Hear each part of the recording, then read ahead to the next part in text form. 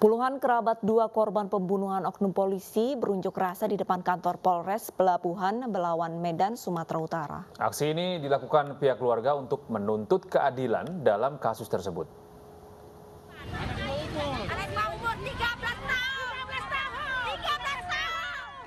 Puluhan kerabat dua korban pembunuhan oknum polisi Aibda RS berunjuk rasa di depan Mapolres Pelabuhan Belawan, Medan, Sumatera Utara. Keluarga korban membawa poster bertuliskan tuntutan agar pelaku mendapat hukuman yang seberat-beratnya. Aksi ini merupakan upaya dari pihak keluarga untuk mendapat keadilan. Keadilan bukan bikin huru hara, enggak. Keadilan seorang ibu, Pak. Seorang ibu. Bagaimana kalau ada bapak terjadi kayak gitu, dua orang Jawa direbut. Usai berunjuk rasa, kerabat korban Rizka Fitria dan Aprilia Cinta diajak bermediasi. Pihak keluarga mempermasalahkan kabar bahwa pelaku hanya dituntut 15 tahun penjara. Pihak keluarga juga menyayangkan sikap petugas kepolisian yang dianggap tertutup dalam memberikan informasi terkait dengan kasus pembunuhan ini. Sementara itu, pelaku pembunuhan Aibda RS telah ditangkap beberapa hari setelah melakukan aksinya. Pembunuhan dilakukan atas dasar sakit hati. Dari Medan, Sumatera Utara, Yuda Bahar, iNews melaporkan. Polisi masih menyelidiki kasus pembunuhan seorang wanita muda di salah satu hotel di kota Kediri, Jawa Timur. Polisi telah memeriksa 6 saksi untuk mengungkap kasus tersebut.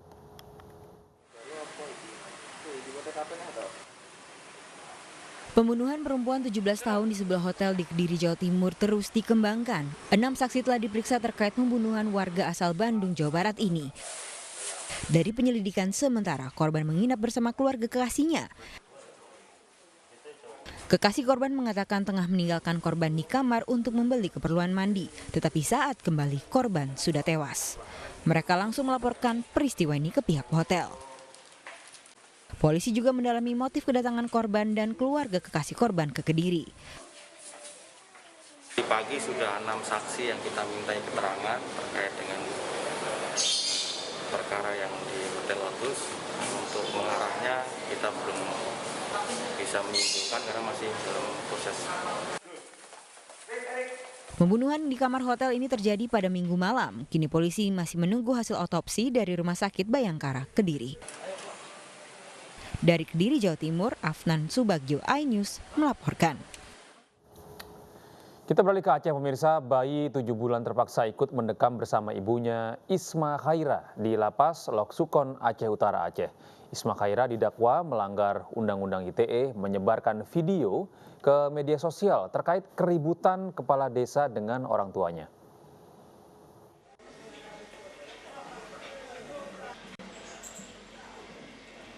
Isma Khaira, warga Lokpuk, Kecamatan Seunodon, Kabupaten Aceh Utara Aceh, terpidana kasus pelanggar Undang-Undang Informasi dan Transaksi Elektronik, divonis bersalah oleh Majelis Hakim Pengadilan Negeri Lok Sukon.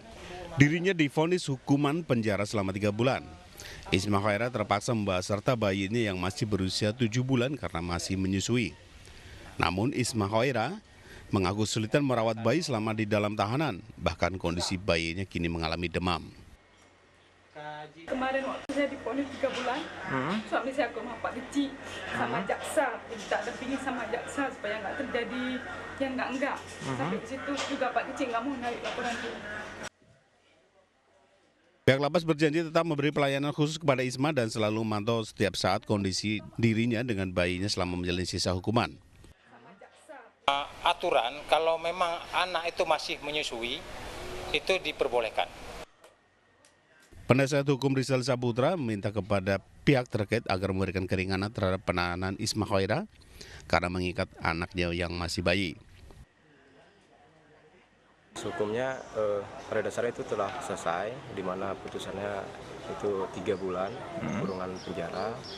Namun pada hari ini yang kita harapkan itu ada yang kebijakan, mengingat di sini kan Isma Khaira juga menyertakan bayinya yang baru berusia 5 bulan. Di mana mungkin nanti ada kebijakan yang kita harapkan bisa diberikan kepada Isma Khaira.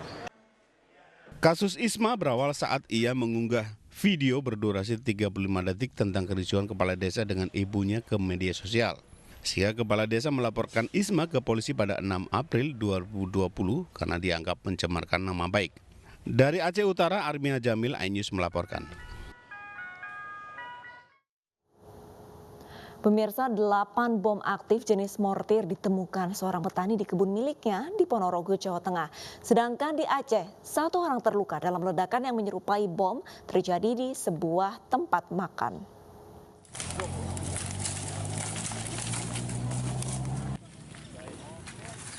Delapan buah bom aktif berjenis mortir ditemukan seorang petani di Desa Ngrukem, Kecamatan Melarak, Ponorogo, Jawa Timur, Senin siang. Penemuan bom aktif ini berawal saat pemilik kebun sedang memeriksa saluran air.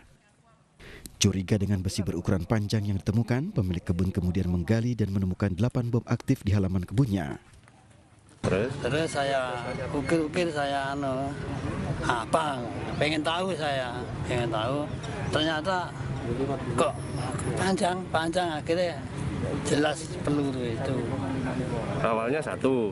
Awalnya kelihatan 1. Terus saya teruskan ke deretan akhirnya 4 diangkat, ternyata bawahnya masih ada lagi. Personil TNI dan Polri yang tiba langsung mensterilkan lokasi penemuan agar tidak terjadi kerumunan di lokasi. 8 bom aktif berjenis mortir ini berukuran 40 cm dengan diameter 10 cm. Ke-8 bom aktif langsung diamankan ke Kodim Ponorogo untuk diperiksa. Diduga bom aktif ini merupakan sisa perang gerilya di masa penjajahan Belanda. Dari Ponorogo, Jawa Timur, Ahmad Subeki, iNews melaporkan.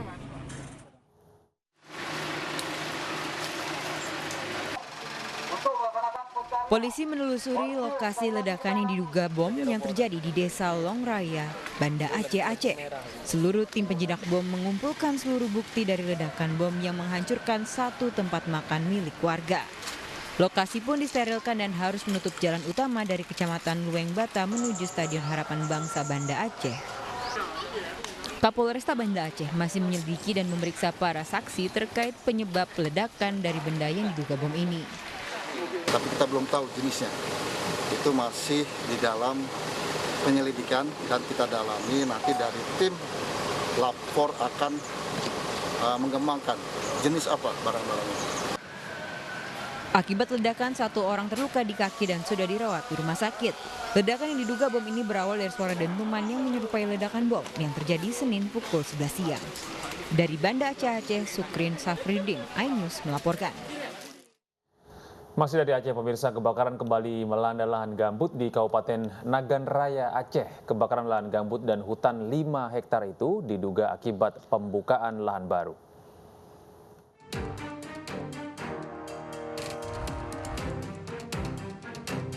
Beginilah pantauan udara kondisi kebakaran lahan gambut dan hutan yang terjadi di Desa Suak Puntong, Kecamatan Kuala Pesisir, Kabupaten Nagan Raya, Aceh.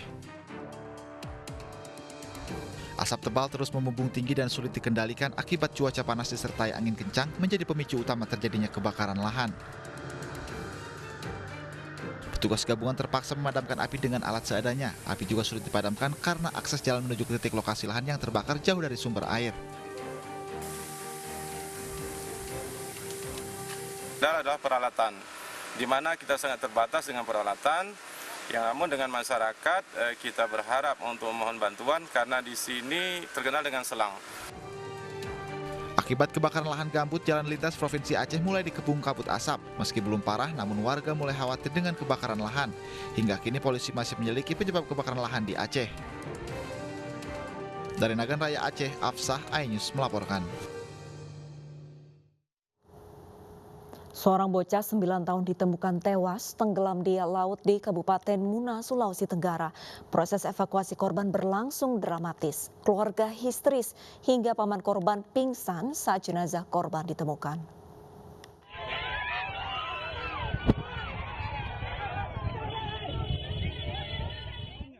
Keluarga korban histeris saat jenazah bocah ini ditemukan oleh petugas kepolisian dari Polsek KP3, Polres Muna yang dibantu warga di depan Masjid Al-Markas Al-Munajat Muna. Alif, bocah 9 tahun ini awalnya izin pergi mengaji ke orang tuanya sebelum salat duhur. Sebelum mengaji, Alif pergi bermain kapal-kapalan di laut depan masjid hingga dikabarkan tenggelam. Ini si Alif ini, dia mau datang cepat Habis itu sebelum waktu mengaji dia main-main dengan teman-temannya di atas di lantai 2 ini. Mereka lari-lari. Mereka lari-lari. Ini temannya yang tahu dia ini, dia bilang, Alif, kok dia mau pulang? Dia bilang, Alif ini tidak. Dia bilang dia mau baring-baring sini toh, dia mau tidur sini. Petugas kemudian membawa korban ke rumah sakit setempat, namun nyawa bocah 9 tahun ini tidak tertolong. Diduga korban sudah tewas ketika masih berada di laut. Dari Kabupaten Muna, Sulawesi Tenggara, Andi Eba, iNews melaporkan.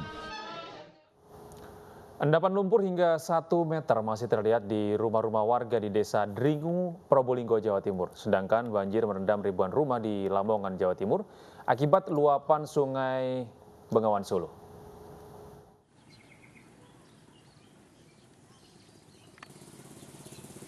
Material lumpur akibat banjir mencapai 1 meter membuat warga kesulitan membersihkan.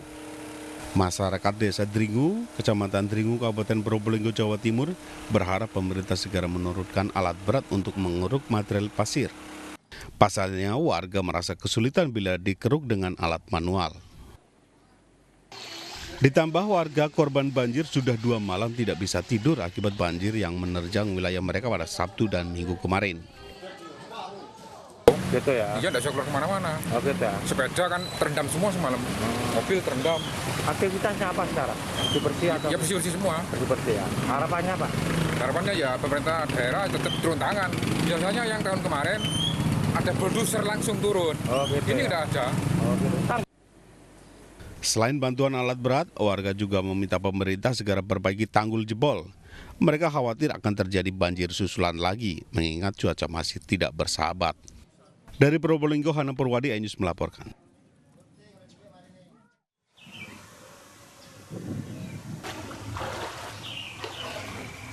Ribuan rumah di 5 kecamatan di Lamongan, Jawa Timur terendam banjir.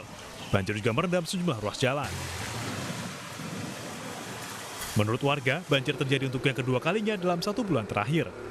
Akibatnya, aktivitas warga terganggu. Bu, ini banjir sudah berapa kali? 2 kali. Terus ini masuk ke rumah ya? Berarti iya. Ini air dari mana? Airnya dari Bengawan Jero. Banjir terjadi akibat luapan anak Sungai Bengawan Solo saat hujan deras mengguyur kawasan ini. Sementara pompa pembuangan air tidak bisa berfungsi maksimal. Dari Lamongan, Jawa Timur, Abdul Wahid, iNews melaporkan. Sedikitnya 8 rumah warga di Manyaran, Semarang, Jawa Tengah hancur setelah tanah di tempatnya berdiri amblas. Sementara itu ratusan rumah di Kabupaten Tasikmalaya, Jawa Barat rusak akibat pergerakan tanah pasca hujan lebat.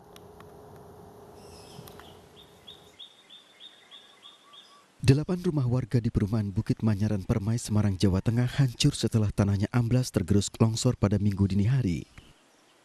Selain 8 rumah, belasan rumah lainnya rusak parah. Menurut warga, longsor yang mengakibatkan rusaknya rumah bukan pertama kali terjadi di setiap hujan deras turun. Ya kejadiannya hujan itu waktu hujan kenceng itu waktu pas Lebaran Cina itu mau Lebaran Cina kan hujannya kenceng. Kalau enggak hujan yang kemarin itu mungkin ya kan di mana-mana hampir sama Mas. Karena hujan gimana Mas? Ini hujan sama resapan air. Resapan itu dari kalau dibilang dari saluran rumah kemungkinan ada, cuma kita nggak bisa bilang gitu. Masalah ini kan BMP ini bersinambungan dengan tetangga yang lain, maksudnya tidak perumahan BMP aja gitu loh Mas. Lokasi terdampak terdapat di 3 titik di RT 1, 5, dan RT 7. Meski tidak menimbulkan korban jiwa, namun kerugian ditaksir mencapai miliaran rupiah. Warga berharap pemerintah setempat dapat membantu merelokasi dan membangun rumah warga yang hancur. Dari Semarang, Jawa Tengah, Wisnu Wardana, iNews melaporkan.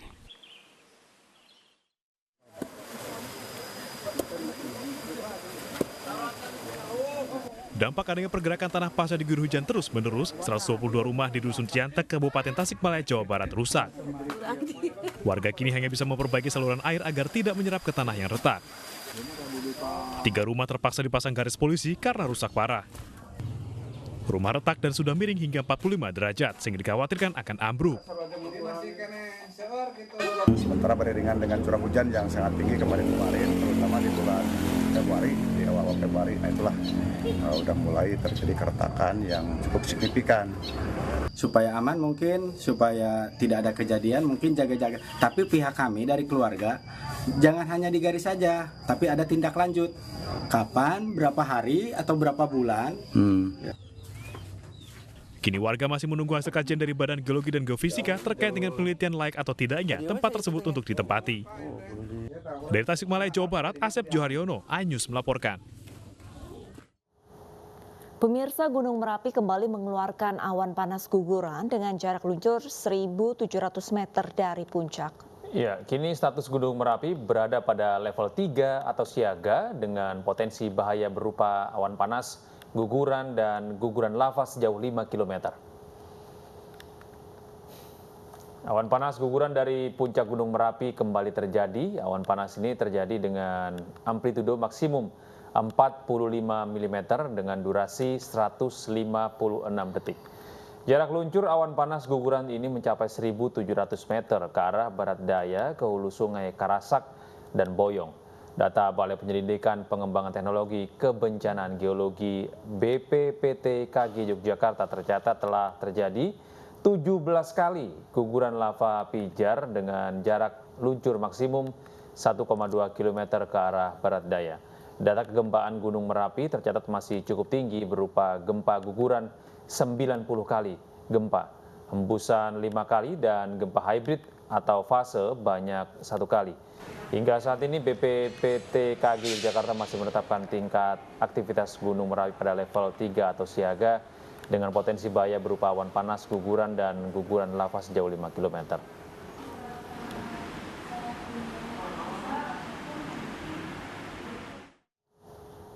Setelah ditangkap karena kasus narkoba, Milensius diserahkan ke BNN Kota Jakarta Selatan. Kami akan kembali dengan informasi lengkapnya usai jeda.